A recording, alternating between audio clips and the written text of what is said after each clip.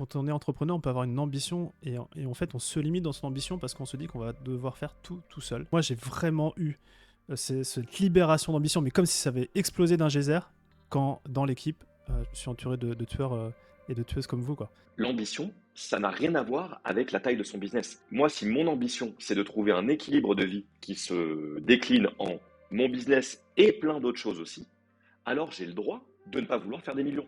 Et c'est complètement OK. Nos peurs définissent nos limites et en fait, elles définissent aussi le point de départ de notre expansion. Si je passe mon temps dans une association où tout le monde gagne le SMIC, je vais avoir un mindset. Si je passe mon temps dans une association où tout le monde est millionnaire, je vais avoir un autre mindset. Bienvenue dans ce nouvel épisode de Structure, le podcast qui libère l'entrepreneur tout en décuplant le potentiel de croissance de son entreprise. Je suis Romain Collignon, le fondateur de Squared, et ce que je vous propose dans ce podcast, c'est de prendre part à une conversation. Une conversation où on est entre nous, avec mon équipe ou avec des invités triés sur le volet, pour vous partager toutes nos coulisses et où évidemment la structure, au service de la liberté et de la croissance de l'entrepreneur, ne sera jamais très loin. Alors, la conversation du jour, c'est la réponse à l'une de vos questions. Venez d'ailleurs me les poser sur Instagram ou sur LinkedIn, j'adore vous lire et j'adore vous répondre. Et en plus, ça me donne un très bon prétexte pour vous offrir des épisodes comme celui que vous vous apprêtez à écouter. Allez, c'est parti!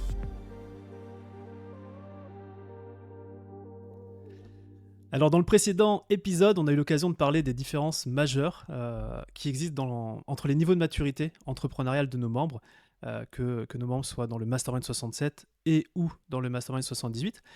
Et j'aimerais dans cet épisode qu'on creuse une différence majeure qui est celle de l'ambition ou de la vision. D'ailleurs peut-être qu'on va détailler un peu la différence entre ambition et vision.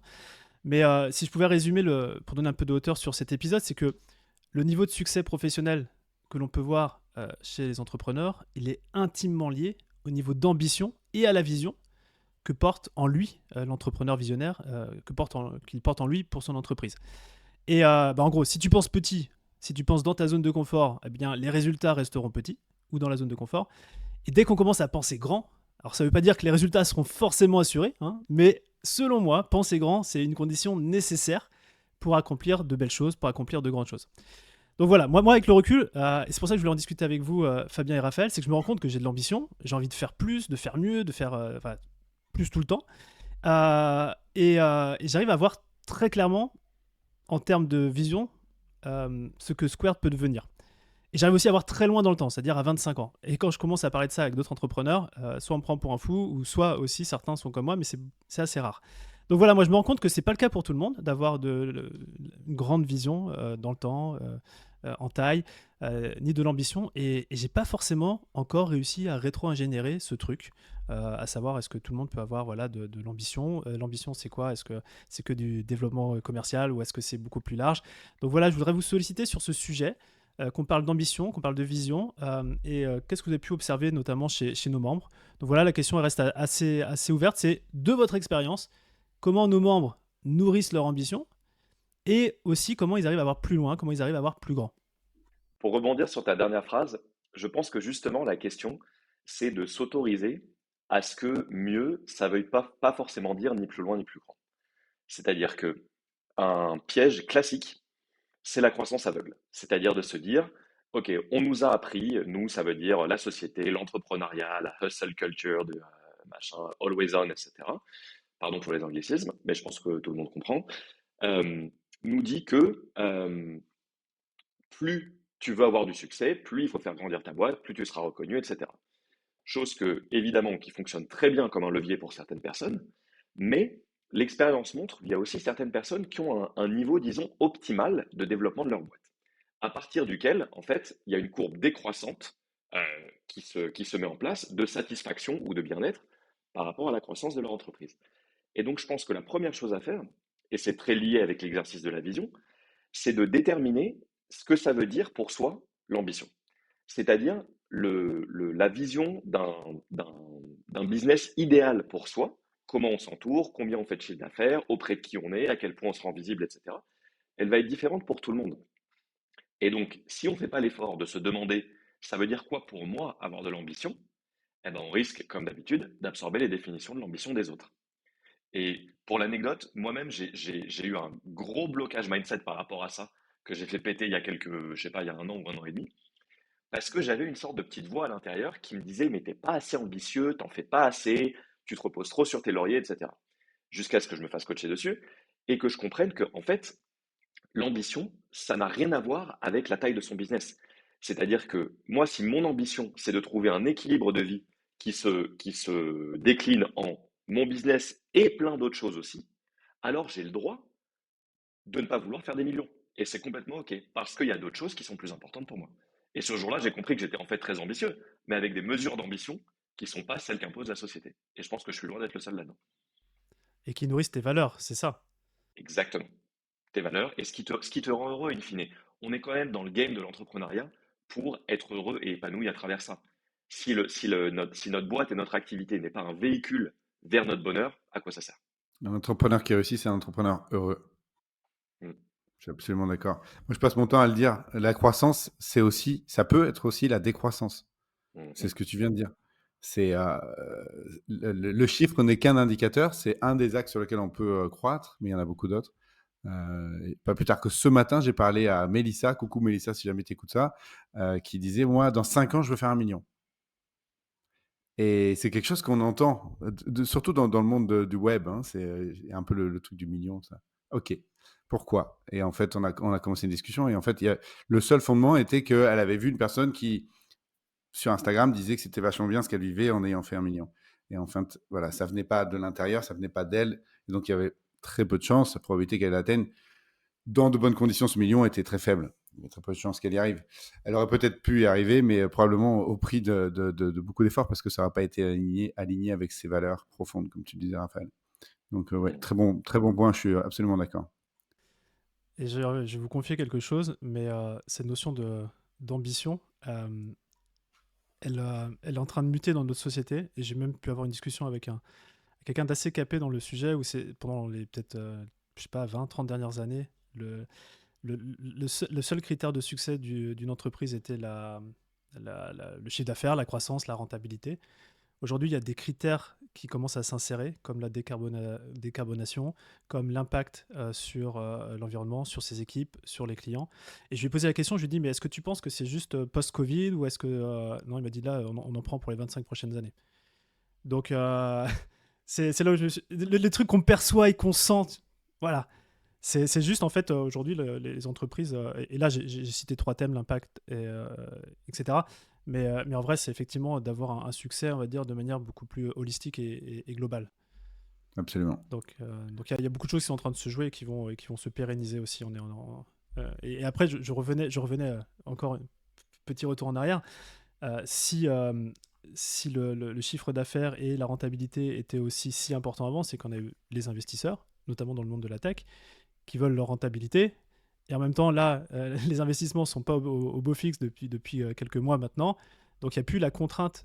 Finalement, ce changement de la croissance doit venir de l'entrepreneur visionnaire au démarrage. Mais quand il a un board, des gens qui ont investi, où il a la pression justement de rentabilité, même si son cœur lui dit c'est pas juste, il a des personnes au-dessus qui finalement voilà, veulent le seul critère de succès qui soit l'argent. Bon, bref, c'est une parenthèse un peu autour de ce sujet-là, mais je sens que c'est en train de bouger là. Ouais, je pense que c'est sociétal, c'est générationnel aussi.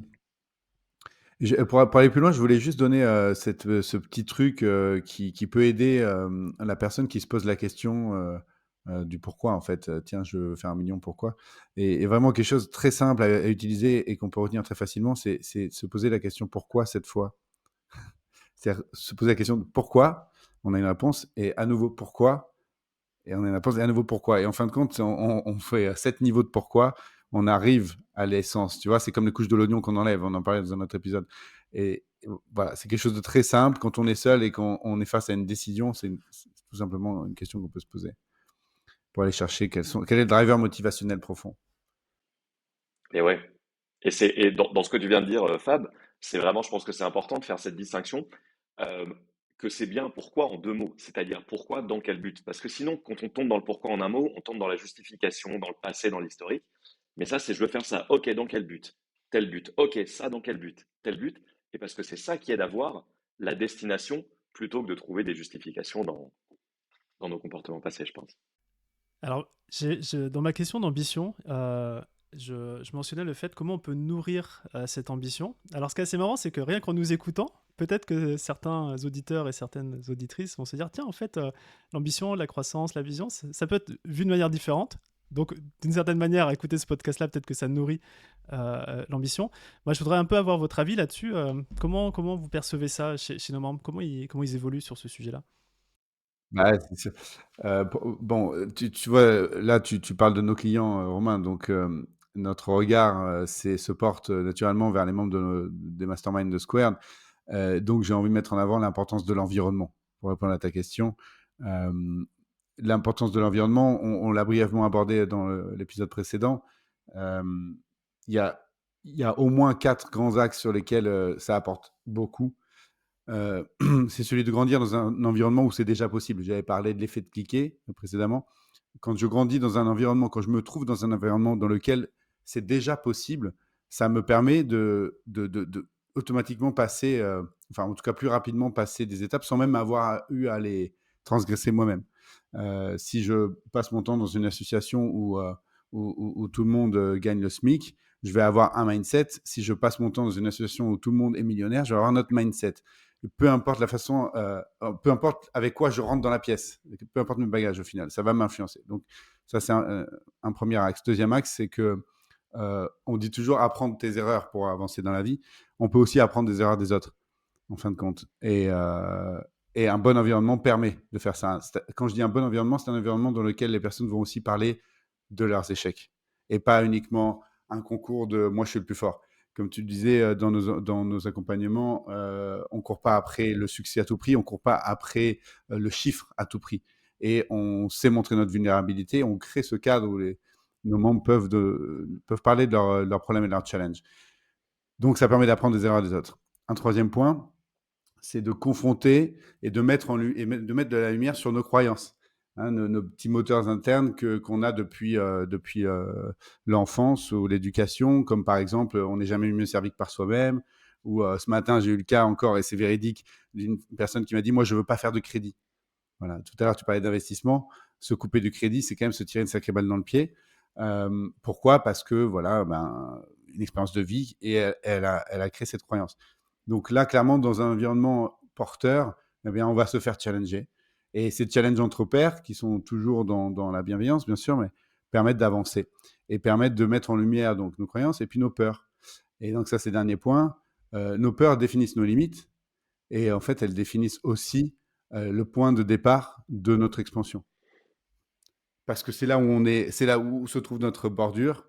Et le jeu consiste, grâce au challenge donc d'un coach ou un facilitateur ou d'un autre membre, d'aller faire un pas en dehors. Pas trop loin, parce que sinon ça fait trop peur et on n'avance plus, mais juste un pas, et c'est là où on grandit. Je peux juste creuser sur ça, un pas trop loin. Moi, je suis curieux parce qu'effectivement, on va se dire on sort un peu de sa zone de confort, mais si on sort trop, c'est quoi le risque? Bah, c'est d'être comme le lapin devant les phares. Tu vois, c'est le principe de dire je vais aller en haut de la montagne, mais en fait c'est beaucoup trop loin, je suis pas équipé, je sais pas comment je vais y arriver, et donc le tout c'est de se mettre en route et de faire petit pas, tu vois, c'est toujours créer des sous-objectifs. Ouais, par rapport à ce que tu disais tout à l'heure, Romain, moi, il y a un truc qui a vachement résonné et j'avais jamais fait le parallèle jusqu'à maintenant, c'est drôle. Mais quand tu parlais de l'impact sur son environnement comme nouveau critère de réussite des entreprises. Habituellement, quand on entend impact sur l'environnement, on pense à l'environnement de la planète, c'est-à-dire l'environnement à un niveau très systémique. Mais en fait, quand tu disais comment nourrir son ambition quand on est entrepreneur, je pense que c'est important aussi de voir qu'on évolue tous dans des environnements différents, c'est-à-dire qu'on est tous entourés de personnes qui nous apportent des choses différentes, nos amis, notre famille, nos enfants pour ceux qui ont des enfants, etc. Et donc, une façon de nourrir son ambition, c'est aussi être honnête avec soi sur où est-ce que se situe le business dans tout mon écosystème de vie et à quel point est-ce que c'est important par rapport aux autres choses qui créent mon environnement. Parce qu'il est complètement OK que pour certaines personnes, elles veulent par exemple faire grandir leur business et que leur famille reste toujours la priorité. Tu vois. Ce qui est complètement OK. Même si parfois ça peut être un peu jugé sociétalement ou l'inverse aussi d'ailleurs, en fonction de à qui tu parles. Et donc, je pense que c'est important, un, d'être vraiment honnête sur quelles sont les choses les plus importantes pour toi dans ta vie et quel impact tu veux avoir sur ton environnement immédiat quand tu es entrepreneur. C'est-à-dire non seulement tes clients et tes collaborateurs, mais aussi les personnes de ta vie privée. Et aussi accepter qu'il y a des cycles de vie et des phases de vie pendant lesquelles ces priorités vont probablement changer. Typiquement, quelqu'un qui vient d'avoir un enfant, c'est normal de vouloir en faire la priorité pendant les quelques mois qui suivent. Et c'est complètement OK. Mais c'est OK dès lors qu'on est honnête avec soi. C'est-à-dire qu'on ne se dit pas, moi je suis un entrepreneur, moi je suis ambitieux, moi j'ai le million en tête, donc je fonce, même si j'ai une valeur qui à ce moment-là est plus importante pour moi. Donc ça demande une honnêteté intellectuelle de, dans les différents cycles de sa vie, se demander, OK, mon business, où est-ce qu'il est dans ma liste de priorités au moment où j'en suis maintenant, sachant que c'est OK qu'il soit parfois plus important et parfois moins. Je pense que c'est comme ça qu'on nourrit une ambition saine et pas juste une ambition aveugle. Je te suis tout à fait. Deux anecdotes par rapport à ça. C'est effectivement, moi, quand j'ai eu Sacha il y a 5 ans, ouais, bientôt, il aura bientôt 5 ans, j'ai dû arrêter le sport. Parce que, en fait, il y avait le sport, il y avait le business, et puis il y a Sacha qui est arrivé, donc du coup, bon, ok, je garde le business, je garde Sacha, mais le sport a sauté, et je culpabilisais de ça, et à un moment donné, je me suis dit, c'est ok, en fait, tu vois. Si tu regardes globalement ta croissance sur, comment on appelle ça, le cercle de vie, là, la Tony Robbins, là, voilà, on s'améliore en santé, on s'améliore en spiritualité, on s'améliore en finance, en business, les domaines de vie, voilà, et c'est là où j'ai vraiment pris conscience on peut pas faire bouger tous les curseurs en même temps et à la même vitesse. Il faut les faire bouger à un moment donné jusqu'à, Fabien, cet effet de cliquer, Ouais. à un moment donné, d'arriver à un moment donné où on se dit, ok, je pourrais reprendre plus tard. Donc ça, c'était le premier point. Et des fois, je vais vous faire une confidence. Quand je peux regarder sur les réseaux des entrepreneurs qui, sur le papier, ont l'air très successful, etc. Et après, je me dis, ah, je pourrais pas faire pareil, on n'a pas la même vie. Moi, il faut que j'aille chercher les enfants à l'école, le matin, il faut les habiller, etc. C'est pas du tout les mêmes priorités, c'est pas du tout les mêmes axes. Et du coup, je me nourris vachement en disant, ok, j'ai la famille, c'est d'une richesse incroyable, où voilà, on a tous notre richesse en dehors du business. Et à un moment donné, il faut juste en être conscient. En tout cas, moi, c'est un peu un refuge parfois. Je pense que ce que vous venez de dire tous les deux, c'est crucial. Je vais, alors moi, il y a une image qui m'est venue, vous allez me dire si ça vous parle, c'est que où est-ce qu'on met notre référentiel de réussite? Si je mets mon référentiel sur mon entreprise, alors voilà, je vais mesurer ma réussite sur certains indicateurs d'entreprise. Mais si je déplace mon référentiel et je le mets au niveau de ma personne, alors l'entreprise n'est plus qu'une des composantes. Il y a aussi effectivement ma famille, mon activité personnelle, mes amours et mon impact dans le monde, et puis le sens de la vie, et puis la philosophie, et puis on peut mettre plein de choses dedans. Donc je pense qu'effectivement, c'est crucial pour nourrir l'ambition de remettre les référentiels sur notre personne. Totalement. Et je répétais quand même ce truc, Fabien, c'est que avec l'expérience, il faut avoir des effets de cliquet dans ces domaines de vie. Parce que sinon, en fait, on retombe à zéro. Donc, il faut aller assez loin dans le développement d'une des facettes, vision de ce qu'on peut avoir pour sa vie, pour se dire, OK, là, c'est bon, je ne vais pas revenir en arrière. Mais il faut au moins passer c'est un peu comme passer la vague de l'océan pour pouvoir après la surfer.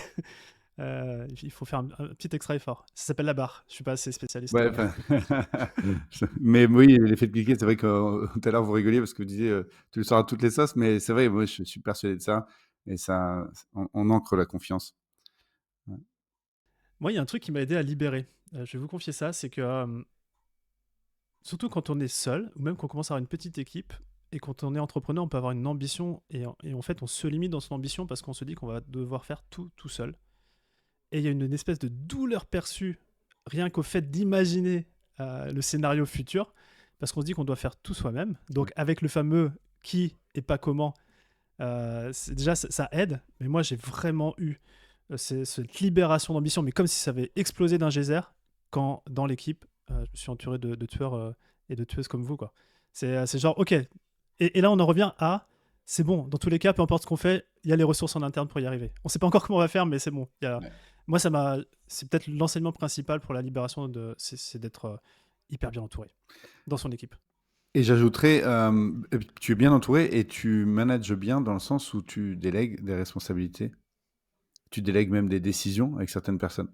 Parce que tu pourrais avoir 50 personnes autour de toi, si tout passait par toi, ça ne marcherait pas. Et tu ne ressentirais pas ce que tu viens de décrire. Donc, c'est les bonnes personnes à la bonne place et avec le bon niveau de délégation.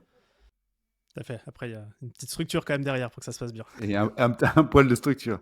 Un peu de structure. Je pense que tu touches, avec cet exemple que tu partages, Romain, que tu touches à un sujet qui est encore plus vaste que ça, qui est le fait, pour pouvoir vraiment nourrir son ambition, comme on disait tout à l'heure, il est indispensable pour moi d'arriver à identifier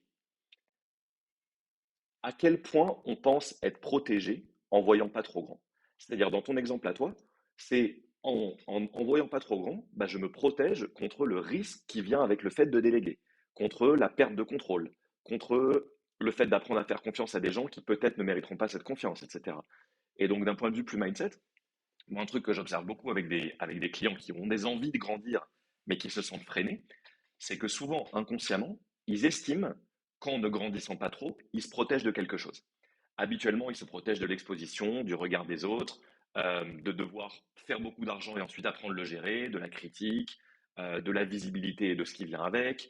Euh, et donc, c'est vraiment important d'être au clair sur ce dont on a peur en grandissant, c'est-à-dire ce que dans notre système de croyance interne, on attribue au fait de faire grandir son business, pour pouvoir ensuite aller à la racine de ce qui a créé ces croyances-là, de si j'ai plus d'argent, j'aurai plus de problèmes, si je me rends visible, je vais me faire attaquer de tous les côtés, etc.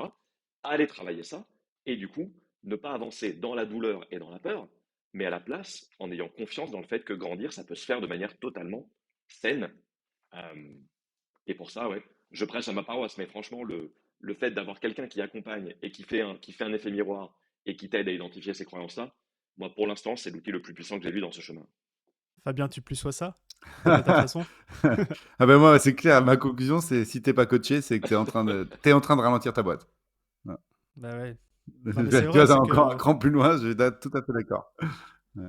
Non, mais on en est convaincu, Ouais. hein, on en est convaincu, et c'est vrai que chaque croyance, chaque voilà, blocage, c'est juste des remparts à la libération de l'ambition. Donc un par un, tranquillement.